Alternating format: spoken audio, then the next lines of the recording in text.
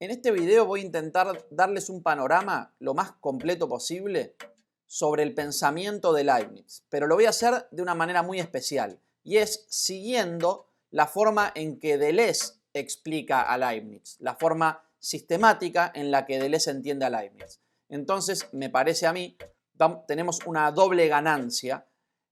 Por un lado, al intentar entender de manera general, por lo menos, la obra de Leibniz, la obra filosófica de Leibniz, y por otro lado, hacerlo desde el punto de vista deleuziano, que ya es muy interesante. Deleuze considera en principio a Leibniz como un gran creador de conceptos, ¿no? Esto está muy vinculado con la forma en que Deleuze entiende la filosofía como creación de conceptos. Ahora, lo que dirá Deleuze es que Leibniz es una especie de creador loco de conceptos. Hay una loca proliferación de conceptos característico de la ciencia ficción, nos dirá Deleuze. Vamos a intentar encadenar esta serie de conceptos leibnizianos de manera que podamos pintar este mundo de Leibniz. Leibniz parte del llamado principio de identidad. Podemos decir que una proposición es idéntica cuando el sujeto está de alguna manera incluido en el predicado. Un triángulo es una figura con tres ángulos. El nombre triángulo nos está diciendo que el triángulo es una figura de tres ángulos. Por lo cual, podemos decir que el sujeto y el predicado son idénticos. A eso se refiere con principio de identidad. Pero podemos ir más lejos. Por ejemplo, podemos decir que un triángulo es una figura con tres lados. La idea de que el triángulo tenga tres lados no es explícito en el nombre triángulo, pero se deriva de él, está incluido en él. Por eso podemos decir que este principio lo llamamos de inclusión. Leibniz llama a estas proposiciones, la de identidad y la de inclusión, como proposiciones analíticas. Una definición analítica es tal que su contradicción es imposible. Toda proposición analítica, por lo tanto, será verdadera. La verdad es inherente a la proposición. Por ahora todo esto sigue siendo lógica tradicional, pero la originalidad de Leibniz surge a partir de acá. ¿Qué es lo que hace Leibniz? Da vuelta la idea de que toda proposición analítica es verdadera y busca lo que llama la recíproca. Toda proposición verdadera es analítica. A causa de esta primera originalidad es que llamamos a Leibniz el iniciador de una gran tradición racionalista. ¿Por qué? Porque este principio, este primer grito, es llamado grito de razón suficiente. Lo que quiere decir Leibniz con esto es: todo tiene una razón. Toda verdad es como el punto final de una serie de causas que llegaron a esa verdad. Todo tiene una razón. El predicado, nos dirá, está incluido de alguna manera en el concepto del sujeto, en la noción del sujeto. La razón será la noción del sujeto, en tanto contiene todo lo que se dice con certeza de este. Llegamos entonces a un tercer concepto, que es el concepto de inherencia. Todo lo que se diga con certeza de algo es inherente a la noción de ese algo. Adán ha pecado. El pecado es inherente a Adán. Esto puede ser un poco raro, ¿no? Todo lo que rodea, el mundo que rodea a Adán y que lo ha hecho pecar, genera una cadena causal. Esto significa que el principio de causalidad va al infinito. Hay una infinita serie de causas necesarias por las cuales Adán ha pecado, es una proposición analítica. Todo tiene una explicación, quiere decir esto, ¿no? Y las explicaciones están relacionadas entre sí, necesariamente relacionadas e implicadas. Entonces, acá llegamos a una cuarta noción, a un cuarto concepto extravagante, que es la idea de que el mundo entero pasa al interior del sujeto. Este es uno de los temas de la monadología, libro de Leibniz, que en realidad no fue publicado en vida y que si les interesa, es un libro corto. Si les interesa, tengo una serie de videos, le estoy haciendo en este momento una serie de videos sobre la monadología, leyendo ese libro punto por punto. Y esta idea de que el mundo entero pasa al interior del sujeto es central en la monadología y en el sistema entero de Leibniz. Cada sujeto, nos dirá, contiene al mundo entero. Esto ya es nuevo, es muy original, ¿no? Este concepto Deleuze lo llama concepto de expresión. Cada uno de nosotros expresa el mundo entero. Cada concepto expresa el mundo por completo. Esto es revolucionario. Deleuze presta especial importancia a esto y nos dirá que siempre se había distinguido un orden del concepto que remitía a la generalidad y un orden del individuo que remitía a la singularidad. Esto tiene que ver con la primera gran obra de Deleuze llamada Diferencia y Repetición, en la cual habla de esta idea del orden de generalidades y el orden de singularidades. Un ejemplo de esto podríamos decir, hay una caninidad del perro. El perro podríamos pensarlo, ¿no?, como un concepto general, ¿no? La caninidad del perro es la generalidad del concepto de perro. Pero Leibniz va aún más allá, dotando de conceptualidad al nombre propio. Por ejemplo, en mi caso, podríamos decir, hay una rodrigalidad de Rodrigo, ¿no? Entonces esto significa que cada sustancia es individual. Pero acá hay un problema, porque ¿qué pasa con la libertad? Mi historia personal está incluida de alguna manera en la historia del mundo, está incluida en el mundo que está incluido adentro tuyo. ¿Cómo puede ser eso? ¿Cómo puede toda mi historia estar incluida adentro de tu historia? ¿Cómo puede haber libertad en este mundo, ¿no? Hay un ejemplo que da Leibniz que es el de César franqueando el Rubicón. El cruce del Rubicón es un evento histórico en el cual el Senado romano dio una orden explícita a César de no cruzar el Rubicón con su ejército y César decidió hacerlo de todas maneras, ¿no? Se puede decir que esta decisión disparó una serie de eventos que terminaron llegando a la transformación de César en emperador de Roma, por lo cual es un evento histórico de extrema importancia y que determina el hecho de que nosotros conozcamos la figura histórica de César, hace a la figura histórica de César. La decisión de cruzar el Rubicón, según Leibniz, es inherente a la figura, al concepto de César. Pero entonces si nos ubicamos unos años antes, ¿no? Esto sucedió 50 años, en el año 49 a.C., más o menos. Si nos ubicamos un año antes, ¿cómo puede ser que el mundo, ese mundo en el que nosotros vivimos, en ese momento ya tenía incluida la idea del César completa, como la conocemos hoy en día, la idea del César que cruza el Rubicón? Bueno, ahí nos dirá Leibniz, hay una especie de forma enrollada de nuestra historia personal que a lo largo del tiempo se va desenrollando. Si nosotros tenemos un tapiz, ¿no?, una alfombra con un diseño y la enrollamos, el dibujo de ese tapiz está incluido en la forma enrollada del tapiz. Y cuando la vamos desenrollando podemos ir viendo, ¿no?, si le estamos desenrollando y mostrándoselo a alguien que lo ve por primera vez, en la medida que se desenrolla, el espectador, digamos, va conociendo el diseño del tapiz. Sin embargo, el diseño ya existía, era inherente al tapiz que estaba enrollado.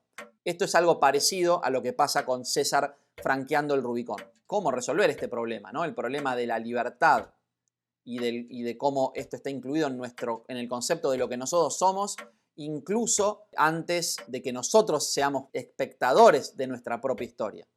Esto me hace acordar un poema de Borges, el gran escritor leibniziano del siglo XX, en el cual en su poema Conjetural hace decir a Laprida que finalmente dice: al fin me encuentro con mi destino, la forma que supo Dios desde el principio. Esta es una idea leibniziana, ¿no?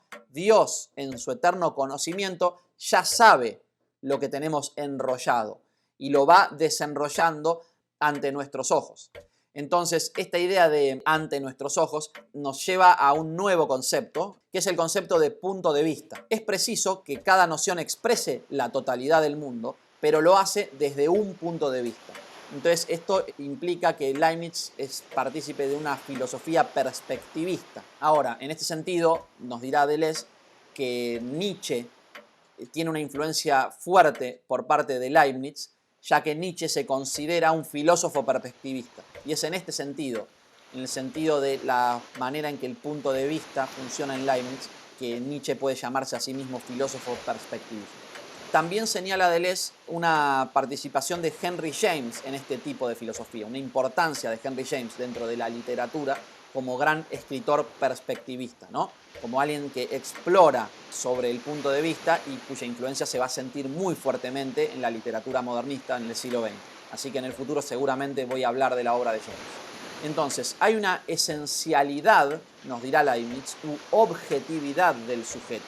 El punto de vista es, en cierto sentido, la objetividad del sujeto. Cada uno de nosotros, nos dirá Leibniz, expresa el mundo, expresa la totalidad del mundo, pero de manera oscura y confusa. Sin embargo, hay una pequeña porción del mundo que uno expresa de manera clara y distinta. Es decir, cada individuo posee su pequeña porción. Leibniz nos da un ejemplo que es el ejemplo de la ola del mar. Cuando uno oye una ola, en realidad está oyendo de manera oscura y confusa una infinidad de pequeñas gotas de agua que están generando una especie de rumor cuya forma en realidad percibimos como ola, el ruido de una ola. Leibniz llama a la forma en que percibimos las pequeñas gotas de agua pequeñas percepciones, y a la forma en que percibimos la ola por completo lo llama apercepción. Este es un concepto importante en Leibniz, ¿no? Y sería un concepto asociado a esta idea de punto de vista, que es la apercepción. La apercepción es una percepción consciente. Lo importante de lo que está señalando Leibniz es la existencia también de percepciones inconscientes, que él llama pequeñas percepciones. La percepción que yo tengo de la pequeña gota, que yo no puedo diferenciar, porque cada una de las pequeñas gotas está contribuyendo a mi apercepción de la ola. Pero la percepción inconsciente de cada gotita existe y hace posible la apercepción. Distingo una ola, pero también sin darme cuenta estoy percibiendo el ruido de miles o millones de gotas de agua, cuya resultante es la ola, que es en realidad como una propiedad, ¿no? Este concepto de ola, que percibo como algo separado, claro y distinto, es en realidad una resultante de miles de pequeñas percepciones. El concepto de ola es la inherencia de pequeñas, de miles o millones de pequeñas gotas que forman mi apercepción de la ola. Ahora, ¿qué es lo que va a definir mi propia zona clara y distinta? Leibniz es muy claro, es el cuerpo, mi cuerpo. Mi cuerpo es esa zona clara y distinta del mundo que yo expreso. Y el rumor, las pequeñas percepciones, la totalidad del mundo es expresada de manera oscura y confusa. Pero está en mí, como una especie de rumor, ¿no? De la cual solo mi cuerpo es la parte clara y distinta que yo expreso. Mi cuerpo se expresa sobre un rumor de fondo que es el mundo entero, el universo entero. Esta idea es en parte borgiana también, me parece. Llegamos entonces a un nuevo concepto que ubica a Leibniz, esta vez del lado de los filósofos llamados idealistas. Y esto tiene que ver con el hecho de que el mundo solo existe en esa inclusión, no tiene existencia por fuera. Esto nos trae a un problema nuevo, la idea de que es necesario que todas las nociones individuales expresen el mismo mundo. O sea, ¿cómo pasa para que miles de nociones, ¿no? Yo, vos, el mundo entero, formado de pequeñas sustancias individuales, expresen en conjunto el mismo mundo? ¿Por qué está incluido en mí el hecho de que César cruzó el Rubicón? ¿Y por qué César, en su historia personal, me tenía incluido a mí? ¿Cómo funciona esto? Las verdades regidas por el principio de identidad son tales que su contradicción es imposible. Es decir, un triángulo no puede no ser una figura formada por tres ángulos, por definición. En cambio, en la proposición César cruza el Rubicón o yo hago este video, no podemos decir que esa verdad es absolutamente necesaria. Sin embargo, las verdades regidas por el principio de razón suficiente permiten la contradicción. Puedo imaginar, y es posible, un César que no cruza el Rubicón. Sería posible que yo no hubiera grabado nunca este video. No es contradictorio con mi esencia el hecho de que yo haga este video. Son verdades de existencia, nos dirá Leibniz, ¿no? Las verdades de esencia, por ejemplo, el triángulo con tres ángulos, son regidas por un principio de no contradicción. Sin embargo, las verdades de existencia son tales que su contradicción es posible. Pero ¿cómo podemos explicar esto? Si mi mundo es contradictorio con el César que no cruza el Rubicón, porque en mi mundo César cruzó el Rubicón.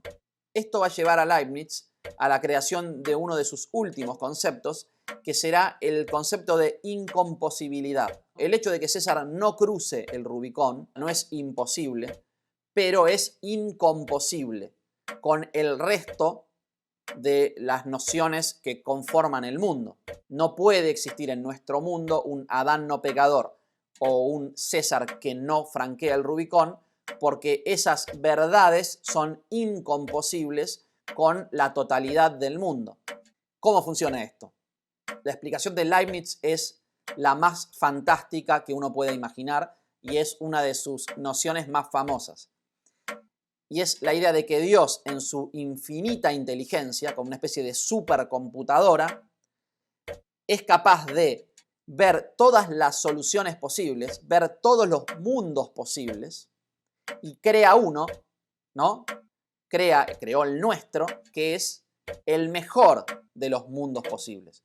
¿Por qué es esto? Bueno, no podemos imaginar un Dios imperfecto, porque la perfección es inherente a la definición de Dios. Entonces, si Dios es perfecto, por lo cual la elección de Dios sobre el mundo no puede ser tal que no represente la mejor elección posible. Por lo cual, Dios elige el mejor de los mundos posibles y lo lleva a la existencia.